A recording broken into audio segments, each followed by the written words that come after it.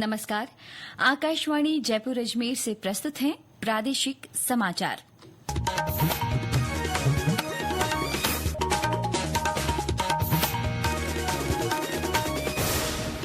समाचारों के साथ मैं माधुरी वशिष्ठ। प्रदेश भाजपा अध्यक्ष और राज्यसभा से सांसद मदन राठौड़ और पाली सांसद पीपी चौधरी सहित 17 सांसदों को संसद रत्न पुरस्कार 2025 के लिए चुना गया है।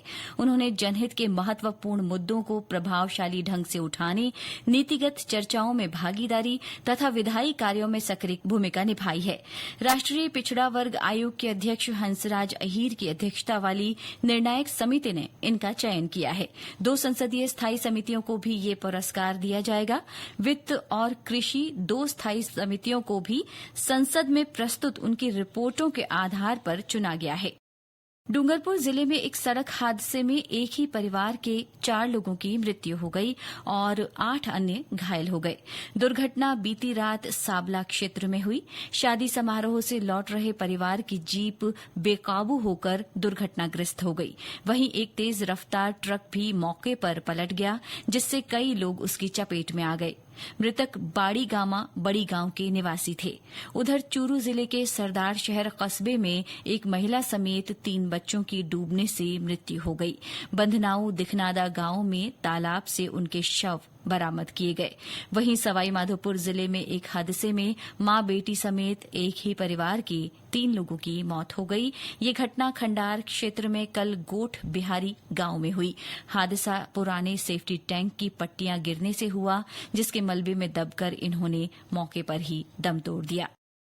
ऑपरेशन सिंदूर की सफलता का जश्न प्रदेश भर में उत्साह के साथ जारी है। विभिन्न स्थानों पर सैनिकों के सम्मान में तिरंगा यात्राएं निकाली जा रही हैं। इनमें बड़ी संख्या में लोग हिस्सा ले रहे हैं। इसी कड़ी में पाली, जालौर और जैसलमेर में आज तिरंगा यात्राएं निकाली जा रही हैं। कैबिनेट मंत्री अविनाश गहलोत, जोराराम कुमावत पाली में तिरंगा यात्रा में शामिल हुए। उधर अजमेर में आज तिरंगा वाहन रैली रखी गई है। आज अंतर्राष्ट्रीय संग्रहालय दिवस है। इस अवसर पर देश में पुरातत्व सर्वेक्षण विभाग के संरक्षण वाले सभी स्मारकों और संग्रहालयों में प्रवेश निःशुल्क दिया जा रहा है। ये संग्रहालय और स्मारक देश की धरोहर को संजोए हुए हैं। इस दिवस का आयोजन सांस्कृतिक विरासत को संरक्षित रखने के लिए किया जाता है। साथ ही शिक्षा और संवाद को बढ़ावा देने में संग्रहालयों की भूमिका की ओर ध्यान आकर्षित करना भी इस दिन का उद्देश्य है। प्रदेश में भी इस अवसर पर विभिन्न कार्यक्रम हो रहे हैं।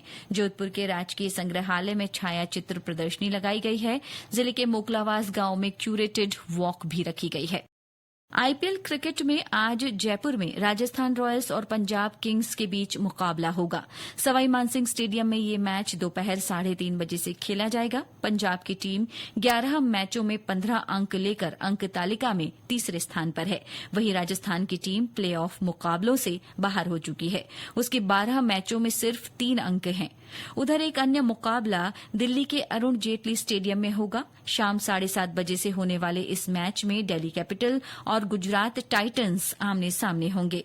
आईपीएल प्रतियोगिता में अब तक बेंगलुरु पहले, गुजरात टाइटंस दूसरे और पंजाब किंग्स तीसरे स्थान पर हैं।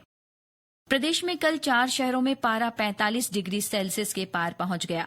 वहीं श्रीगंगानगर में अधिकतम तापमान 46 डिग्री रिकॉर्ड हुआ। पिलानी, फलौदी और चूरू सहित कई जगह हीट वेव के हालात रहे। दिन के साथ रातें भी काफी गर्म रहीं। 31 डिग्री के साथ बीकानेर की रात सबसे गर्म रही। वहीं 25 शहरों में दिन का पारा 40 पार और 7 शहरों में रात का तापमान 30 डिग्री के पार मापा गया।